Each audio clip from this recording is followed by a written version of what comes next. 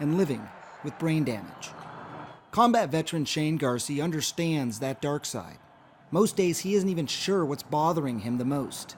The fogginess of his brain, his deep depressions, or the anger that can erupt from nowhere. We could walk around this town together and 90% of these people will say, "Hey, Shane, hey, hey, hey, hey." But it's not Shane. It looks like me. It walks like me, it talks like me, but it's not me because of the damage. Former Green Beret Tommy Shoemaker's biggest regret is the toll this disability has taken on his family. I just do things that I would have never done before. I yell, I scream, I holler, and that's just never been my manner. What's different about Shane and Tommy are their brains. And deeper in the brain. On these scans, signs of a unique form of dementia called chronic traumatic encephalopathy, or CTE.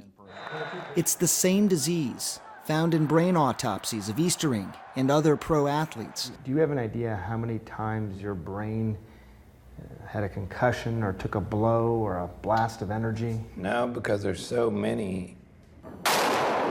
I think I figured it up. The ones that have knocked me unconscious, probably close to 16, 17. That many times you were actually knocked unconscious? Yeah, just kind of what you call ring your bell. He and I work well off each other.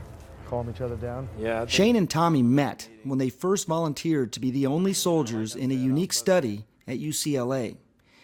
Using radioactive markers, researchers were able to find CTE patterns previously found only after death on autopsy. For us to be able to make the diagnosis of a disease or an injury in living people is paramount to being able to help them, treat them. These researchers have formed a private company, and they hope to move into clinical trials. But questions do remain about the accuracy of the technology, and even about the disease itself, for which there is no cure. Is it definitive that everybody should run out and go and have one of these things done? No, that would be way premature. It's not widely accepted yet that it is actually a true clinical syndrome. We were heroes. For Shane and Tommy, more research is critical to give their brothers in arms answers they crave, and possibly remove the burden of a false diagnosis.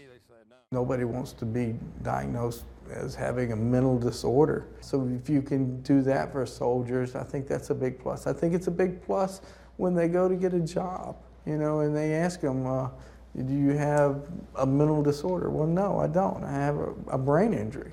Dr. Sanjay Gupta, CNN, reporting.